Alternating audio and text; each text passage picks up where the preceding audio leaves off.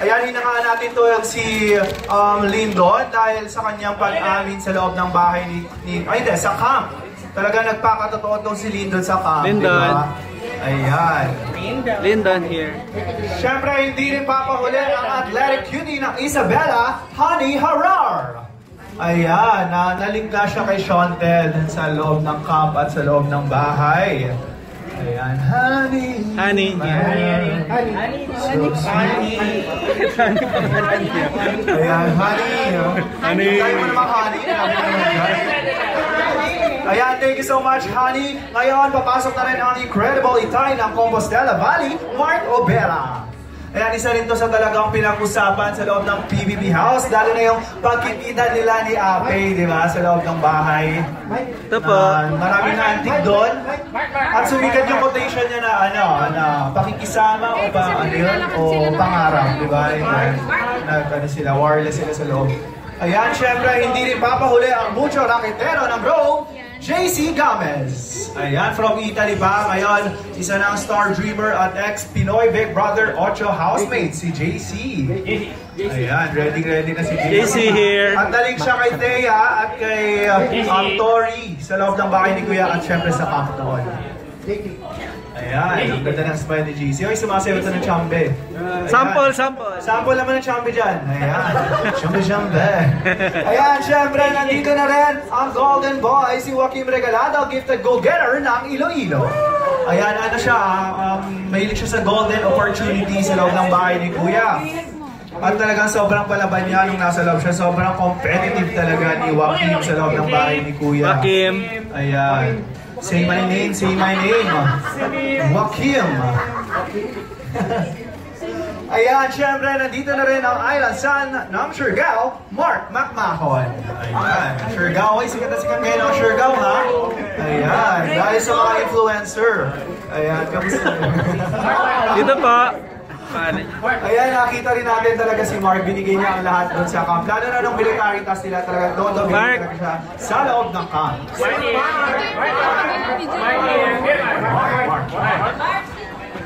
Ayan ako, syempre, hindi rin papahuli si bro on the go ng Davao, Kim Franco.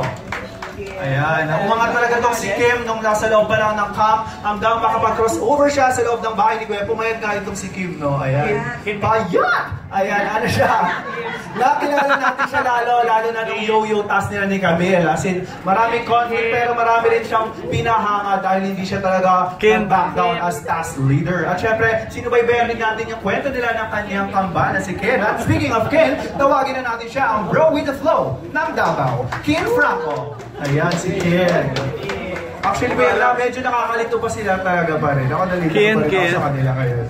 Sino si Kim at si Ken. Ayan, nakapanood rin natin yung journey niya sa loob ng camp. Si Ken. Ayan, ako. Ayan, kompleto na ang ating Bale Star Dreamers. Thank you, Ken. Ayan, magsisimula na ang ating interview. Kaya ihanda niyo na ang inyong mga katanungan. Ayan, maraming salamat po. Let's go. Ayun. So after ng exposure nyo, how was it so far pag labas nyo ngayon? Is it more girls na ba ang mas lumalapit ngayon sa inyo? Or paano yung pag-a-adjust nyo after the Big Brother? So nung paglabas namin, syempre balance naman, girls, boys, kahit sino. And pero siguro mas maraming girls, di ba guys? Diba? Same pa rin, same. And nung pag-adjust namin, syempre mas sobrang...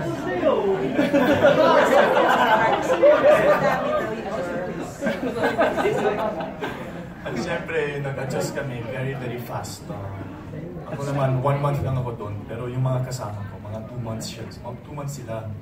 So, medyo different yung pag-adjust namin. Pero ako naman, I adjusted really fast talaga. And I was excited to meet everyone, all my friends, tsaka yung mga everyday na ma-meet mo sa daan. And excited also for projects to come talaga. And I just wanna work straight away. I don't want to go back home to Scotland muna or sa Siargao kasi syempre mawala yung mga chances dito. Yeah, it feels amazing talaga na I get to see everyone, all you guys. Kasama ko rin yung mga kasama ko sa camp, mga ganon. So yeah, everything's really, really amazing talaga after. Yeah. How about with the others? With others. I mean, sila,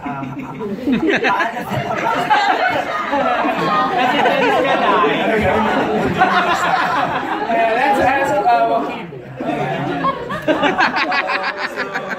The question was, how is life outside now? Yeah. Of course, napaka-overwhelming the fact that it feels weird saying it pa din na you have fans, no? Kasi coming in, I really didn't expect na people would really like me personally for who I am and my personality. But now, napaka-overwhelming. And of course, you know, this how the saying goes now, with great power comes great responsibility. So I have every intention of using the newfound, you know, the influence that we've gained in order to spark positive change. So, yun. Me? Yeah. Yeah. Do you remember my name? Kim, yeah. Ali, of course. Okay. Yeah, life outside. Honestly, I didn't expect it to happen this quickly or to happen this fast because nung nasa loob kami ng bahay or pati sa camp, I had no idea that people were actually supporting us and people were behind us. And yes, people were also, on the contrary, like they weren't as supportive as other people, but at the same time, just the fact that people are talking about you and people are being influenced by you. And realizing that when you're outside, it's really heartwarming. And it made me understand, it put me in my place to realize that every decision I make now, or every move I make now, has to be completely and 100% and it has to be who I am. Because that's what the people are going to see. And I don't want them to be influenced by a character that isn't me. I want them to know who I really am. And yeah, that's why I think I speak my mind a lot more now than ever before.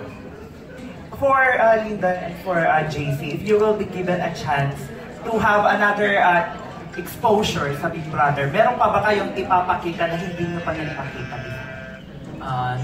Ako, nung pumasok po ako sa camp and then sa BBB, yung mindset ko ready na walang regret. So, lahat ng ginawa ko doon, hindi ko talaga masisisi yung sarili ko. I'm happy talaga, proud na proud ako, thankful, grateful sa lahat ng nangyari sa akin. Dahil itong 3 months na to, super saya. And yun nga, yung mindset ko na walang regret. So, I'm happy sa ginawa ko sa bahay ni Kuya. And I hope na pinakita ko talaga yung sarili ko kung sino talaga si JC sa mga nanonood sa buong Pilipinas. And I'm so happy talaga. Ako mo nagagamit.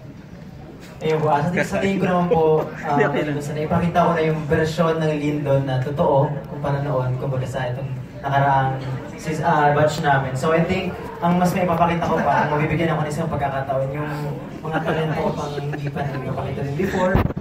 Yung galing, kasi usually yung mamansin doon karamihan ng mga task before, parang karamihan doon talo, ganun. So sa susunod siguro mabigyan pa rin isang pagkakataon. Anong talent yun na hindi mo pa na ipapakita? Maliban sa pagsayaw, ano ba, mag-paint, yan, ganyan. Yung kumanta, gusto ko talagang kumanta kasi yung pagkanta minsan ayaw talaga sa akin. Pwede isang sabi ng sayaw. Example ba? Sige. Ang sayaw po? Hindi, ng paint. I don't know. Ang paint po, sige po.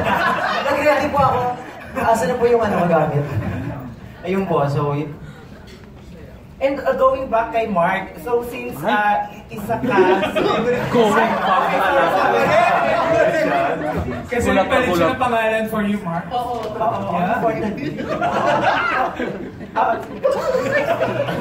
Dalawa yung Mark dahil. Yes, going back to Mark.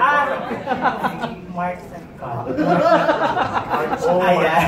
Yun ang sinasabi ko. So going back to Mark, so isa ka doon sa parang nag-shine during doon sa PBB. Ano sa tingin mo yung biggest misconception about you? Biggest misconception para sa akin. Siguro, wala naman po siguro. In terms of behavior or mga na hindi alam ng tao. I don't have anything to disagree naman with what they have showed about me po. Yeah, kasi I was just being who I was talaga sa loob. And so, the projection that I project is what you will see on TV. Not, they're not going to rewrite anything or project me as a different person. I didn't see naman anything that I didn't naman si misconception ko. Yeah. But siguro, I think, i-push me talaga nung sa military challenge sa training kasi kumuha ako ng new batteries sa new battery section ko. Tapos nalagay ko sa lapel, tapos naging low bat siya. So, pinagalitan ako. So parang, so lumabas talaga yung galit ko nun. Pero, yeah, I managed to do it. So, yeah, no misconception talaga. Last question for all. Ano yung best experience nyo throughout this journey? Para sa akin. Sorry, Jason. Hindi, ikaw na.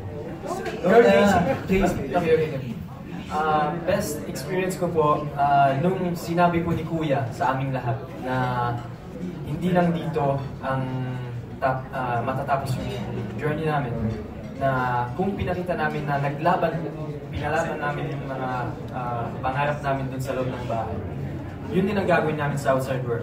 Dapat palagi ganun yung mindset namin ngayon, dahil ito yung outside world, ito yung tunay na buhay, at dito yung mga challenges na harapin namin.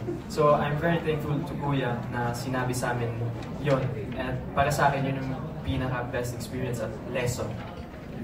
Bago sumagot si Mark, we'd like to acknowledge the presence of our business unit head, Mr. Raymond Dizon.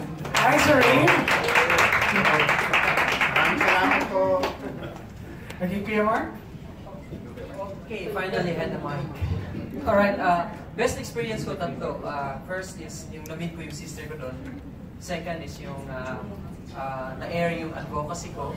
And third is yung na-exposure na nakikita sa atin. So, yun, yung pinaka-best talaga na experience ko doon. Kasi I haven't seen my sisters for like 22 years. So, yung makita siya doon, it was really a best experience for me na naranasan sa loob ng bahay. So, yun ang mga pinag-uugutan ko din ng mga lakas sa loob kasi nang lumabas si Ate, I cried a lot.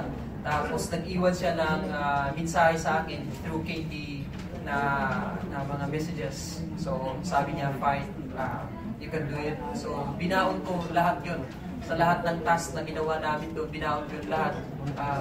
Hanggang sa yung akala nga namin na hindi po na kami, yun, binigay ko lahat talaga yung para sa task na yun. Kasi sinabi, para kay Api. Sinabi ko na nga siya, yun, para kay Api. So, yun, isang best experience ko. Honey? Honestly, I've been thinking about it since they were answering, but I cannot pick a single moment that was my best experience because honestly, every little bit and part of PBB, that was incredible, honestly. I think the most that I enjoyed the most was just the independence because being one of the youngest ones there, of course I said this before, I'm a mama's boy. I always depend on my parents and I always look for someone else to help me make decisions, but this entire journey really helped me grow as a person and develop my personality and know who I really am. So it's really all of it combined together. That's just something I'll hold on to and cherish to for the rest of my life. So there's not a single moment that I would not like think back on and enjoy and cherish. It's all just compiled in my heart. I'm really overwhelmed by it. It's all of it to me, really. Very well said. Ako naman po, dalawang bagay yung hindi ko talaga makakalimutan doon na best experience para sa akin. Una yung sa military training ko talaga kasi bagong-bago talaga sa akin yun. And then sabi ko nga, masayang experience yun pero ayoko na siyang maranasan ulit kasi mahirap talaga siya. Pero sabi ko, masaya siya. Ang mahalaga doon, naranasan ko na siya. Kaya mas naging saludo ko sa mga sundalo natin. Isa pa doon yung ipinakilala ko yung totoong Lindon na dapat na makilala ng lahat. Yun po yung mga bagay na sa tingin ko malaking bagay po yun para sa akin. Ayun. Kim? Kim or Kim? Wala po kami nameplate sa Yung best experience po, lahat po. Every single day, sinasabi ko rin. Every time na gumigising ako sa umaga. And sinasabi ko talaga na thank you. Thank you, Lord, for giving us another day na alam ko magiging best to. Magiging, at the end of the day, magiging masama man o hindi man okay, pero nagpapasalamat pa rin ako. Kasi lahat po nung nangyari sa camp o kahit na saglit lang, nasa loob ng bahay ni Kuya. Lahat po ng experience, nakasama, nakilala, pinagpapasalamat ko po yan. And appreciate and so much overwhelmed po sa feeling and experience. Yes po, in addition naman po sa kay Ken na sagot, everyday po talagang the best po na experience yun. Kasi mismo kahit po ako nung nag-crossover po talagang every night and every morning talaga nagpe-pray po ako. Kasi ang dami-daming bagay na pwede nating pasalamatan talaga. And sa bahay ni Kuya, yung best experience talaga, nakilala yung sarili ko, na-improve ko yung sarili ko, and at the same time parang na-prove or na-test ng relationship namin between Kin sa pag-make ng mga decisions. So, yun. Thank you, Kuya Kim. Kuya Kim. Yung lahat ng sinasabi nila, same talaga. Like, lahat ng mga experiences, challenges talaga, especially we get to learn about ourselves talaga. We get to push ourselves 100%, sometimes 200%. Kahit ayaw ng katawan, pero your mind still wants to go. So that's what I've learned talaga about myself. Like what they say also. And every moment was worth it talaga. Every moment was precious. Because the whole experience itself, syempre, it's dealing with teamwork, you know, getting... Yeah, just every moment was just amazing. Syempre, may mga malungkot, pero at the end of the day, everything was just pure happiness talaga po. Yeah. Point well taken. And Joaquin. Thank you for the question. Siguro, the best experience para sa akin ay nung bachelorette party ni Mitch. Kasi I auditioned for Star Hunt. My very first audition was April 21, 2018. I weighed 74 kilograms. And in a matter of 6 months, I gained 15 kilograms. I was 89. So the first day talaga, when going to Camp Star Hunt, I went down a bit. I was 85 kilograms. And through the entire journey, I lost 12 kilograms. So yun, and that happened siguro at that point, kasi that was the very first time I took off my shirt in public and on national television for that. Kasi we were tasked with a sexy dance. Tapos, I've always been very insecure about my physical appearance, and especially having gone through depression, taking medication that would increase your weight, and not being able to open up about that, and people are telling you, oh, you've gained a lot of weight, papayat ka na, So, and okay. you're gonna go on the TV, so paano yan? And hearing things like derogatory terms about that. So, my inspiration was, you know, since you're in the public eye, and you know that a lot of people are going through problems with body shaming and insecurity, sabi ko, do it for them. So the day before that, I ran 15 kilometers at treadmill in like an hour. And then, ever since then, I got a lot more confidence in myself. And sabi ko, if I can just, you know, have that moment of being brave and taking off my shirt on national television, then I'll be proud of myself. Thank you. Thank you. Ito ang hindi naman nahihiya na magpakita na ng kanyang katawan. Wala iba kundi si Michael Bix ng Los Angeles. Go Bix!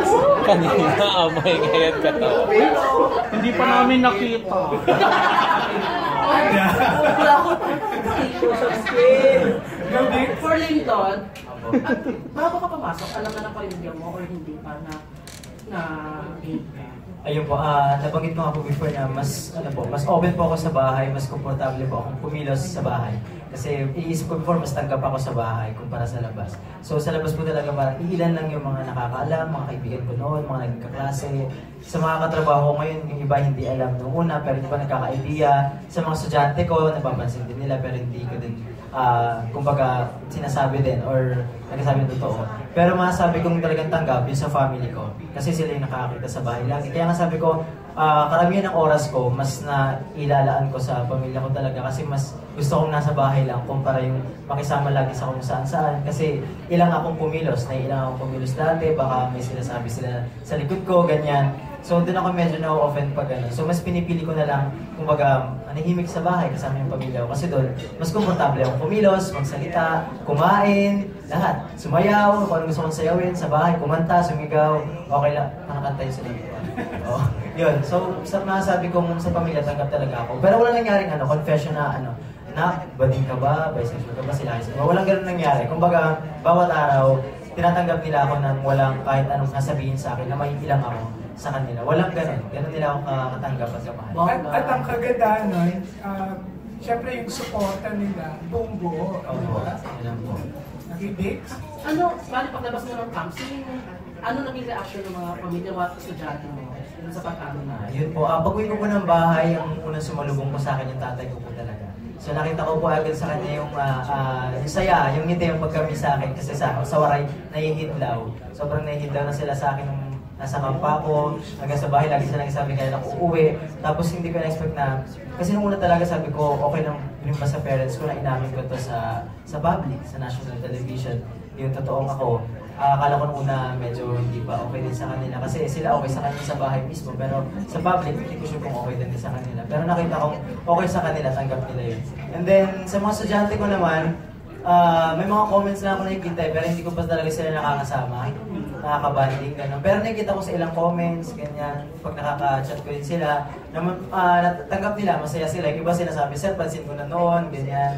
Nahilang kami nagtanong kasi baka ma-offend ka, sir. So, yun, salamat sa respeto, sabi ko, parang gano'n. Alam ko, may ilang din naman sila kasi teacher nila ako. Tapos, sa mga katrabaho ko, normal siya yun sa group chat namin, parang walang topic kami doon tungkol sa pag-amin ko. Kumbaga, tanggap nila ako, walang transitional part na uy, ganyan ka pala, umamin ka sa ganyan. Walang gano'n. Gano'n sila. Kaya natuwa ako sa mga katrabaho ko ngayon na walang naging problema sa ginawa ko. Ayun po. Ikaw ba pag binigyan ka ng parang chance dito sa showbiz, are you willing to give up yung pagtuturo? Oo naman po kung saan po yung, kumbaga, hindi naman sa pagiging opportunista.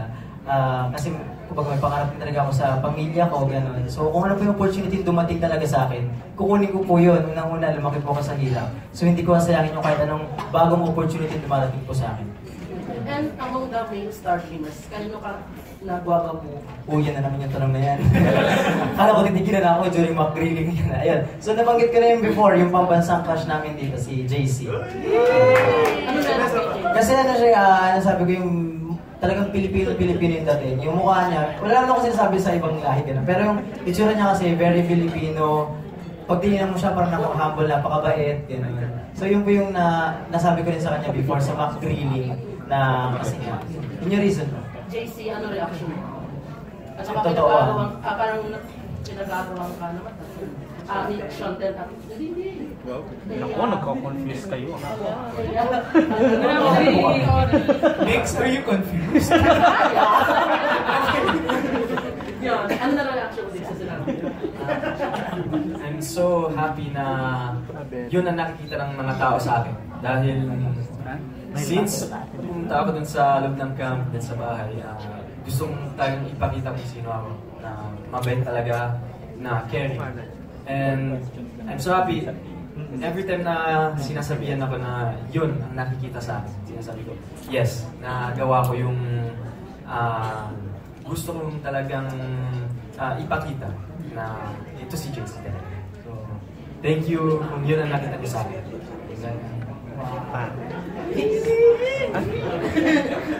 Ano kay Mark? Mark Osera. Opo. Kamusta na kayo ni Ate? We are into this talaga, kailangan talaga namin ng more bonding, makilala ng bawat isa. Because we just met sa loob ng bahay just 3 days. So hindi pa namin talaga kilala yung bawat isa. At saka talagang open ako sa kanya and naghihintay din ako ng tamang panahon para magkabanding kami, makilala ang bawat isa. So yun ang stage pa namin ngayon. Pakilala mo na ba siya sa pamilya? Yes, of course. Sa first family ko, my daughter, my son, and my wife.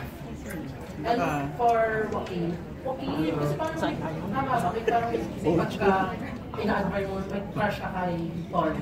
Yeah, at the time po. Pero ngayon, wala na. Grabe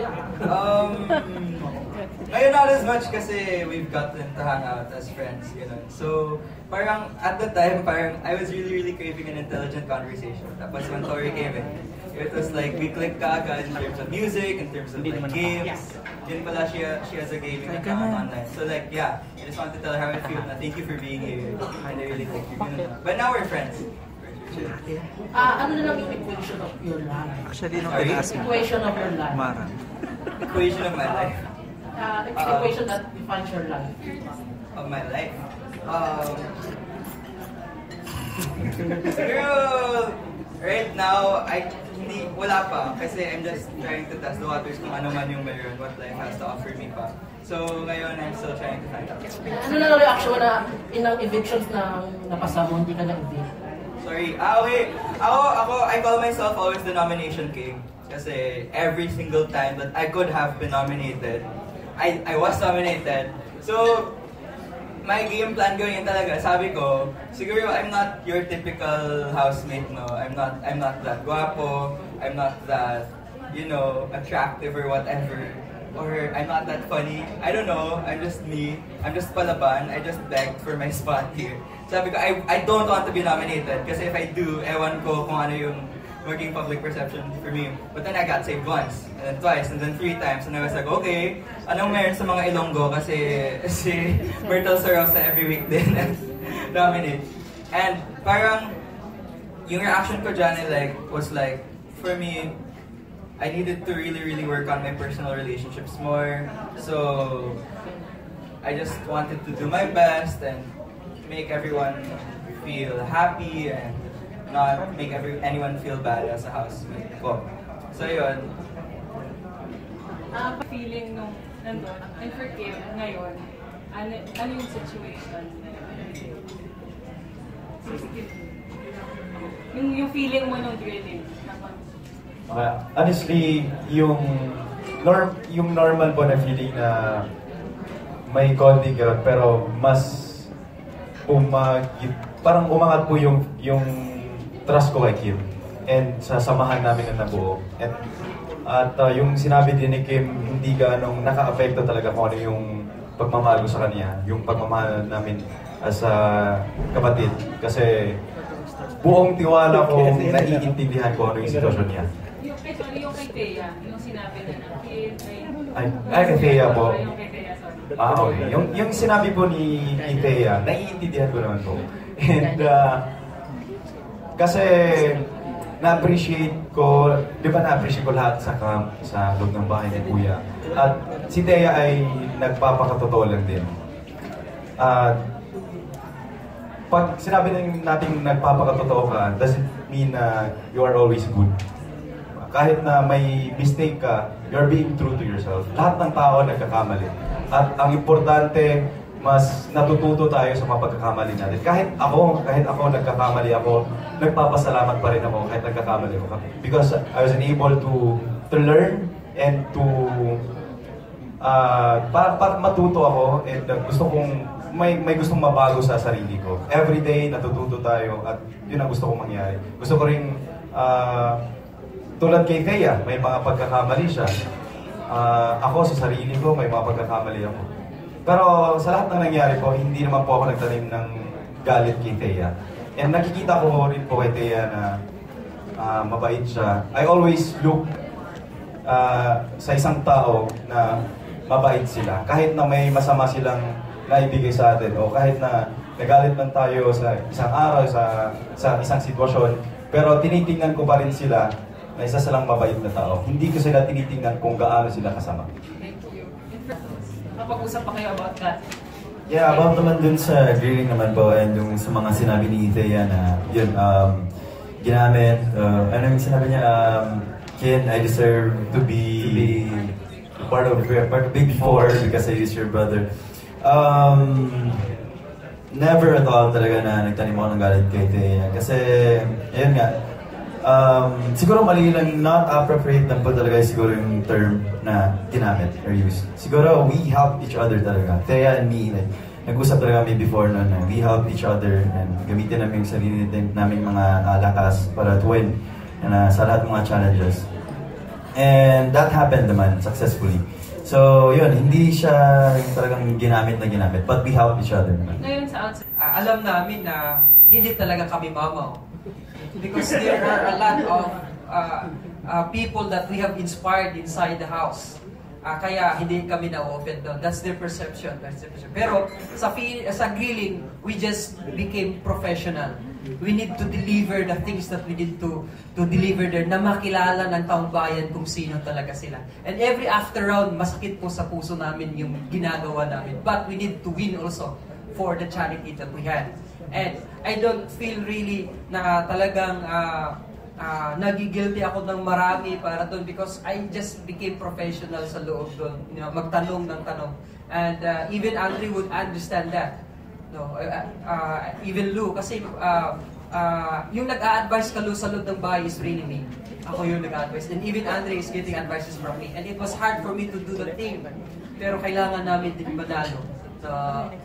At saka, kung meron man siguro personal na bagay, siguro konti kay Andre kasi hindi yung perception ko na imposible naman na hindi niya ma-recall. Pero I do believe na sobra siguro, sa sobrang inom niya, kaya yun lang sa akin na, bakit ba talaga na hindi niya maamin na gano'n? Pero maybe I'm wrong also kasi he had an overdose siguro talaga sa alcohol. Na parang inamin ni Lou, siya hindi. Pero yun lang siguro content. But we're still friends sa kanya. So, para sa mga lahat ng mga fans ng Lou at saka Dre, please believe us, we are still friends. After all, I know, I believe that. So, pasensya kung nasaktan namin si Andre at saka Lou ninyo. So, pero gusto din namin na malaman ninyo na magkaibigan pa rin kami after all the things that had happened. Joaquin? Okay, from the bottom of my heart, I'm so sorry that I'm not sorry. Yeah. I'm not sorry for anything. Kasi, by definition, it's a grilling. And, siguro, everyone who went through Star Hunt can attest that it means so much to us. Na being there, we're fighting for whatever dreams we may have. And picking the big four is picking the best people to represent the season that we worked so hard for. So we had to do that grilling, and there was nothing personal. You can ask them yourselves. So if there's anything I'm sorry for, I'm sorry to... I won't say sorry to Lou and Andre. I will say sorry to them na ganon yung ibang supporter niya. Sorry. Kasi, you know what? Come on, guys. Mag-plant na lang tayo ng trees. Diba? Mag-ano lang tayo ng traffic. Let's be upstanding citizens na lang. Never resort to cyberbullying because it's just pathetic. Honestly, and I'm sorry. And going out here, you know, I joined Pinoy Big Brother to fight for my advocacies, mental health, whatever. And some people really get depressed from cyberbullying. And, you know, in the industry, you have to have thick skin. But as a public influencer, I also want to do my part na we shouldn't tolerate any form of bashing or cyberbullying. So, ganun talaga, but yun lang. And I just want to say also that,